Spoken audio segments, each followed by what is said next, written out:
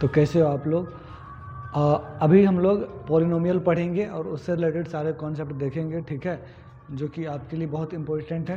तो सबसे पहले ये एक्सरसाइज 2 है और इसमें हम लोग पढ़ेंगे पॉलिनोमियल के बारे में। किसके बारे में पढ़ेंगे? पॉलिनोमियल के बारे में, ठीक है। क्या पढ़ोगे? पॉलिनोमियल के बारे में। तो सबसे पहले पॉलिनोमियल होता क्या है ये देखेंगे हम सब। देखो, कोई भी जैसे आपको लिखा रहेगा 2x + 3, ये इसको जो ऐसे 2x + 3 लिखा हुआ है ना, तो इसको एक्सप्रेशन बोलोगे। क्या बोलोगे? Expression, simple expression. English medium वाले बच्चे सीधे याद रखना, इसको क्या बोलेंगे? एक्सप्रेशन बोलेंगे। और अगर ये 2x + 3 = 0 लिखा रहेगा तो इसको क्या बोलोगे? इसको आप इक्वेशन बोलोगे। क्या बोलोगे? इक्वेशन। ये एक्सप्रेशन है, ये इक्वेशन है, क्योंकि यहाँ पे इक्वालिटी का साइन लगा हुआ है। अब समझना है कि पॉलिनोमियल कब होता है। तो देखो, यहाँ पे जो x का कुछ नहीं पावर है तो 1 है, यहाँ भी क्या है? 1 है। तो ये जो हाईएस्ट पावर होता है उसको डिग्री बोलते हैं। क्या बोलते हैं? इसका डिग्री, ठीक है। अब पॉलिनोमियल होने के लिए क्या, जैसे कोई यहाँ पे टर्म लिखा हुआ है 2x का पावर 4 + 3x³ है ना, +7x² + 8x + 9। अब जैसे कोई टर्म लिख दिया, अब मुझे देखो इस हर एक टर्म को देखना है, हर एक टर्म को। तो हर एक टर्म का पावर क्या है आपको? हर एक टर्म का पावर एक होल नंबर है। इसका मतलब ये एक पॉलिनोमियल है, ये एक पॉलिनोमियल बिल्कुल है। अगर यहाँ पावर नेगेटिव हो जाए, जैसे इसको px से हम लोग क्या करते हैं? डिनोट करते हैं। यहाँ px से क्या करोगे? डिनोट करोगे। अच्छा, ऐसे आ जाए, अगर आपको नीचे में आ जाए कुछ, नीचे में लिखने का मतलब होता है कि पावर उसका नेगेटिव हो गया। क्या हो गया? नेगेटिव। तो x + x का पावर कितना आ गया? -1।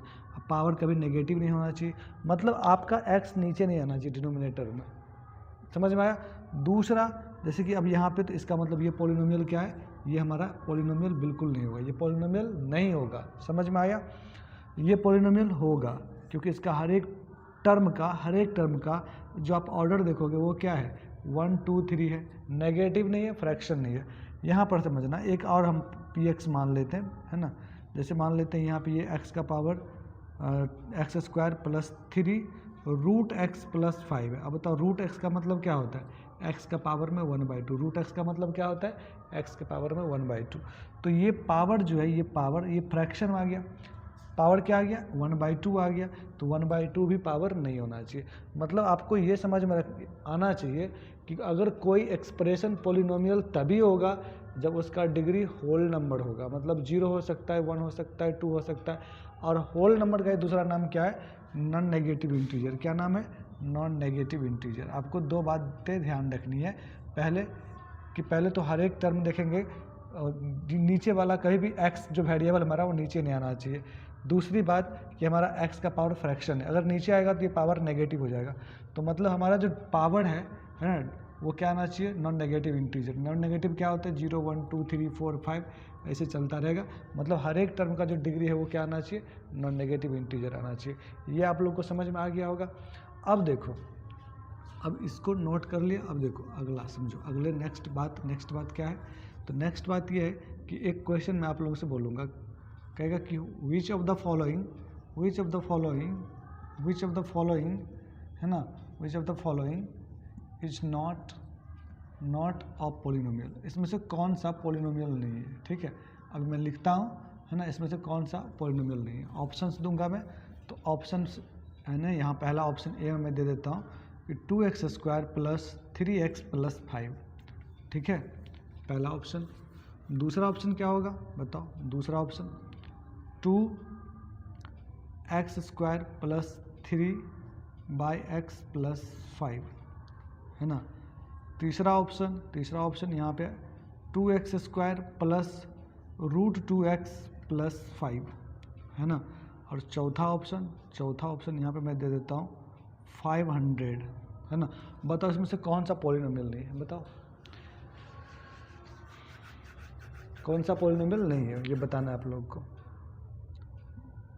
तो सबसे पहले आप मुझे ये बताओ कि यहाँ पे देखो, यहाँ पे x का पावर 2 है, यहाँ 1 है और यहाँ 5 है।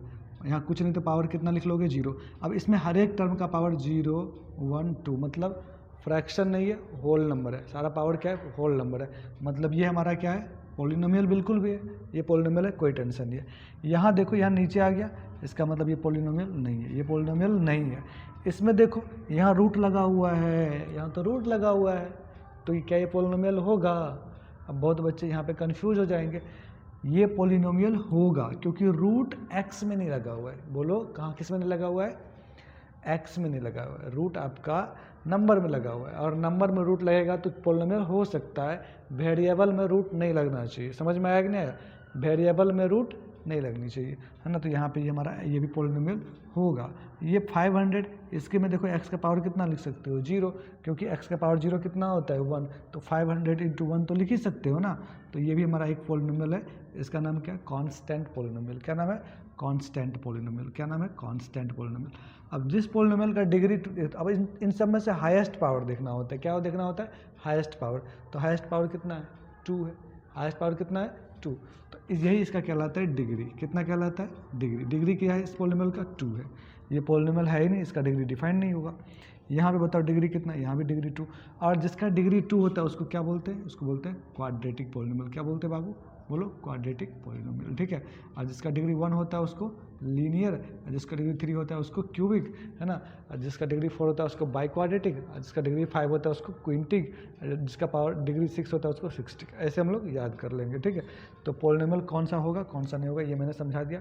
अब इसके बाद आप लोग इसको समझो, और इसके बाद मैं आप लोगों को बताऊंगा कि पॉलिनोमियल का जीरोज कैसे निकालते हैं और जीरोज कब होगा, कितना होगा। ठीक है। तब तक ये समझो।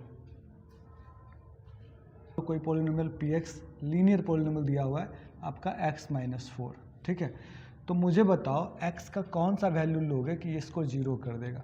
तो कहोगे सर x का वैल्यू अगर हम 4 रखेंगे ना तो ये 4 - 4 क्या हो जाएगा? 0 हो जाएगा। क्या हो जाएगा? 0। तो रख के देखो यहाँ पे, यहाँ भी x का वैल्यू 4 है, यहाँ p4 करके देखो। तो p4 क्या आएगा आपका? 4 - 4। अब देखो एक बात समझो, यहाँ x है, यहाँ अगर x है तो यहाँ भी क्या है? x है। यहाँ x है तो यहाँ x है। यहाँ अगर 4 रखेंगे तो यहाँ भी क्या आएगा? 4। तो मतलब 4 - 4 कितना आ गया? 0। क्या x = 5 इसको 0 कर पाएगा? रख के देखो। तो p5 यहाँ पे रखते हैं तो यहाँ आएगा 5 - 4। तो क्या ये 0 हुआ? नहीं हुआ। क्या ये 0 हुआ? नहीं हुआ। ये 0 नहीं हुआ। अगर ये 0 नहीं हुआ तो इससे ये कन्फर्म हो गया कि मतलब हमारा 5 0 नहीं है, 4 0 है। 4 क्या है? 0 है। 0 का दूसरा नाम क्या है? रूट बोलते हैं। क्या बोलते हैं इसको बाबू? बोलो रूट। तो ये हमारा 4 क्या है? एक रूट है या एक 0 है। तो ये देखो निकला कैसे। अगर इसको हम लोग अगर 0 के बराबर लिख दे तो x - 4 = 0 लिखे तो यहाँ से x का वैल्यू कितना मिलेगा? 4 मिलेगा। मतलब अगर हम इस एक्सप्रेशन का क्या ले लेंगे? एक्सप्रेशन का करस्पॉन्डिंग इक्वेशन ले लेंगे। क्या ले लेंगे? एक्सप्रेशन, है ना, का करस्पॉन्डिंग क्या ले लेंगे? करस्पॉन्डिंग इक्वेशन ले लेंगे। करस्पॉन्डिंग क्या ले लोगे बाबू? बोलो करस्पॉन्डिंग इक्वेशन जब लोगे, है ना, तो आपको you will be able to find, you would be, है ना, you would be able to find क्या? You would be able to find क्या? बताओ? जीरोज, है ना। और जीरो का प्लूरल क्या होता है? जीरोज। अगर आप किसी पॉलिनोमियल का, है ना, इसको नोट कर लेना है, किसी भी पॉलिनोमियल का अगर एक्सप्रेशन का, मतलब पॉलिनोमियल में है तो एक्सप्रेशन है, किसी भी पॉलिनोमियल एक्सप्रेशन का अगर आप करस्पॉन्डिंग इक्वेशन लोगे तो आपको जीरोज निकल के आएगा। क्या निकल के आएगा? जीरोज। दूसरा, ये तो लीनियर था। एक और मैं क्वेश्चन लेता हूँ यहाँ पे, जैसे px = आप मैं लिख लेता हूँ यहाँ पे ax + b, है ना, जहाँ पे a आपका 0 नहीं है। अब इसका कहेगा जीरोज फाइंड करो। ठीक है। तो आप क्या करोगे? टेकिंग करस्पॉन्डिंग इक्वेशन क्या करोगे? बोलो करस्पॉन्डिंग इक्वेशन ले लोगे। क्या करोगे? What will you do? तो आप क्या करोगे? करस्पॉन्डिंग इक्वेशन लोगे। Then you would got here, आप यहाँ पे पाओगे क्या? इतना = 0 आएगा। फाइनली ax = क्या आएगा? -b आएगा, और यहाँ से x का वैल्यू -b/a आएगा। ये आपको मिलेगा। मतलब अगर आपको किसी भी पॉलिनोमियल का जीरोज फाइंड करना है तो आप करस्पॉन्डिंग इक्वेशन लोगे, इसको 0 करोगे, तो यहाँ से x का जो वैल्यू आएगा वही आपका क्या देगा? जीरोज। बेसिकली जीरोज होता क्या है? जीरोज क्या होता है बताओ? जीरोज वो वैल्यू होता है जो पूरे एक्सप्रेशन को क्या कर देता है? 0 कर देता है। जैसे यहाँ पे आप मुझे बताओ, हमने यहाँ पे 4 रखा तो पूरा एक्सप्रेशन क्या हो गया? 0 हो गया। तो भाई मेरे यही समझना है कि अगर कहीं पे, है ना, टेंशन मत लो, कहीं पे अगर कहीं पे हमें वो वैल्यू पता चल जाए जो उसके रखने से ये 0 हो जाए, तो उसी वैल्यू को हम लोग 0 बोलेंगे।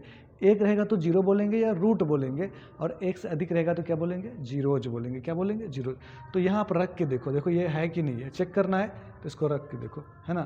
तो यहाँ पे आप a इंटू यहाँ पर क्या है बोलो, माइनस बी बाई ए रख के देखो, और यहाँ पे प्लस बी है, देखो a से कट गया तो माइनस बी प्लस बी क्या हो गया, 0। इससे ये हमें प्रूफ हो गया कि हमारा माइनस बी बाई ए क्या है, इस वाले एक्सप्रेशन का क्या है, 0 है। ठीक है, समझ में आया। इसको भी आप नोट करो। इसके बाद हम लोग क्वाड्रेटिक देखेंगे। ठीक है,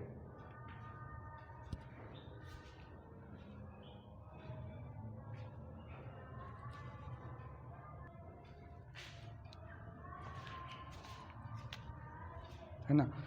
तो इसके बाद हम लोग क्या देखेंगे, क्वाड्रेटिक देखेंगे।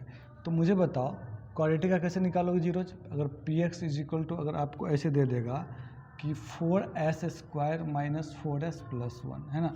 पहला क्वेश्चन हो गया ये। दूसरा क्वेश्चन ऐसे दे देगा कि सॉरी यहाँ पे s है तो यहाँ पे s लिखोगे, क्या लिखोगे, s।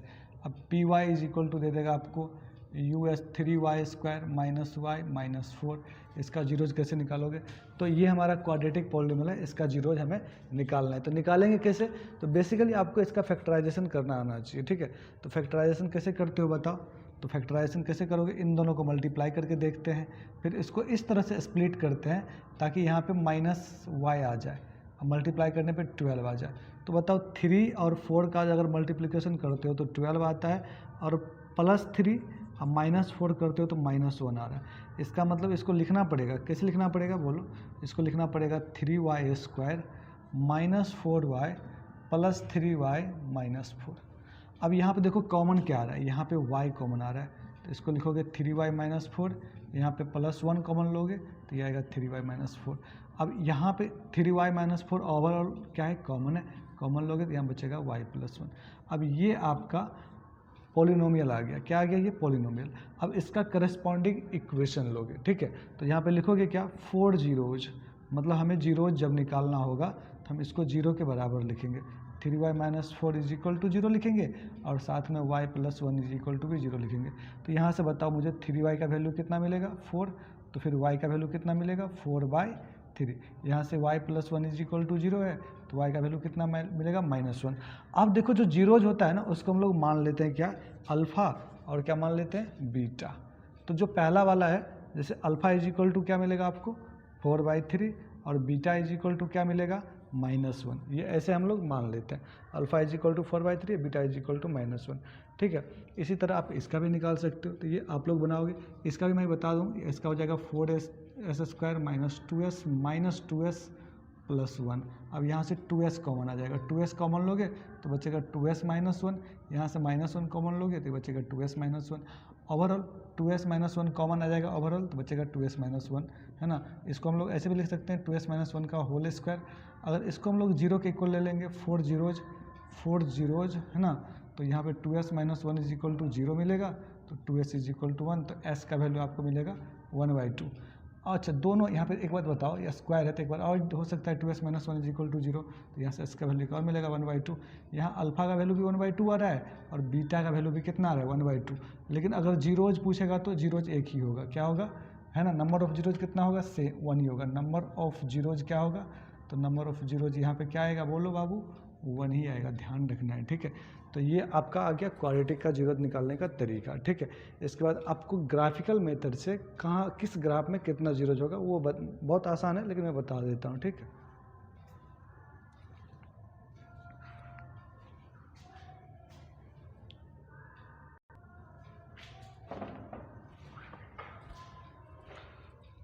देखो अब ग्राफ से कैसे पता चलेगा, है ना, ग्राफिकल मेथड, है ना, टू फाइंड, है ना, graphical method to find number of zeros, क्या, नंबर ऑफ जीरोज, है ना, नंबर ऑफ जीरोज, मतलब ग्राफिकल मेथड से आप नंबर ऑफ जीरोज कैसे फाइंड करोगे, है ना। तो सबसे पहले समझो यहाँ पे, है ना, जैसे देखो अगर लीनियर पॉलिनोमियल है, कोई भी लीनियर पॉलिनोमियल है तो उसका ग्राफ ऐसा आएगा। कहने का मतलब अगर आपका px का वैल्यू ऐसे है ax + b, तो उसका ग्राफ स्ट्रेट लाइन आएगा। ये ऐसे आ सकता है ना, या आपका ये ऐसे आ सकता है, ऐसे आ सकता है, लेकिन एक स्ट्रेट लाइन ही आएगा। क्या आएगा? Straight line. तो यहाँ कितने बार एक्स एक्सिस को कट कर रहा है? एक्स एक्सिस को कितने बार कट कर रहा है? एक्स एक्सिस को, है ना, कितने बार कट कर रहा है? तो एक्स एक्सिस को 1 टाइम्स कट कर रहा है। कितने टाइम्स? 1 टाइम्स। तो नंबर ऑफ जीरोज कितना होगा? नंबर ऑफ जीरोज कितना होगा बोलो? तो नंबर ऑफ जीरोज हो जाएगा 1, है ना। दूसरे वाला क्वेश्चन, दूसरा ग्राफ, इसमें बताओ नंबर ऑफ जीरोज कितने होंगे? इसको क्या बोलते हैं? इसको बोलते हैं पैराबोला। क्या बोलते हैं? पैराबोला। ये किसके लिए बनता है? ये बनता है ax² plus bx plus c के लिए बनता है, अगर a का वैल्यू 0 से बड़ा हो तो। इसको पैराबोला बोलते हैं। क्या बोलते हैं? पैराबोला। 2 बार कट कर रहा है तो 2 जीरोज होगा। फिर दूसरा समझो, इसको भी पैराबोला ही बोलते हैं। क्या बोलते हैं? पैराबोला। लेकिन इसमें कंडीशन क्या है कि ax² plus bx plus c का जो वैल्यू है उसमें a का वैल्यू 0 से क्या होता है? छोटा होता है। इसमें नंबर ऑफ जीरोज कितना है? यहाँ पे नंबर ऑफ जीरोज NOZ कितना है? 2 है। यहाँ पे NOZ कितना है? यहाँ पे भी 2 है ना। यहाँ पे a का वैल्यू नेगेटिव है। तो इसका एग्जांपल समझो, मतलब क्या, ये मतलब कहने का मतलब ये हो गया जैसे 2x² प्लस 3x है ना, और प्लस कितना है बोलो? 1 है। तो ये कुछ इसका ग्राफ बनेगा क्योंकि यहाँ 2 पॉजिटिव। अब यहाँ पे देखो -2x² कर देते हैं, है ना, अब प्लस 3x कर देते हैं प्लस 1। अब ये क्या है? नेगेटिव है। अगर x² का कोएफिशिएंट नेगेटिव आ जाएगा तो डाउनवर्ड, इसको बोलते हैं डाउनवर्ड। क्या बोलते हैं? डाउनवर्ड। डाउनवर्ड, है ना। इसको क्या बोलते हैं? इसको अपवर्ड। क्या बोलते हैं? अपवर्ड। ठीक है, इसको अपवर्ड पैराबोला, इसको डाउनवर्ड पैराबोला। ठीक है, अच्छा, और आगे समझो। इसमें मुझे बताओ नंबर ऑफ जीरोज कितने होंगे? इसमें बताओ नंबर ऑफ जीरोज कितने होंगे? तो एक ही बार टच करके तो नंबर ऑफ जीरोज हो जाएगा 1। कितना आएगा? 1। आप लोग समझ ही चुके हो। अब इसमें बताओ नंबर ऑफ जीरोज कितने होंगे? 1 बार, 2 बार, 3 बार एक्सिस को कट किया है, इसमें नंबर ऑफ जीरोज कितना आएगा? नंबर ऑफ जीरोज कितना आएगा? 3। ठीक है, और बताओ इसमें नंबर ऑफ जीरोज कितना आएगा? इसमें नंबर ऑफ जीरोज कितना आएगा? तो कट ही नहीं किया, तो इसमें नंबर ऑफ जीरोज कितना आएगा? 0। तो ये आप लोगों को मैंने ग्राफिकल मेथड से बता दिया कि नंबर ऑफ जीरोज कैसे फाइंड करोगे। ठीक है, तो इस वीडियो में इतना ही तक रोकूंगा। अगले वीडियो में बाकी जो पॉलिनोमियल का बचा हुआ क्वेश्चन वो प्रैक्टिस करवा दूंगा। वीडियो पसंद आए तो लाइक और सब्सक्राइब जरूर करें। Thank you.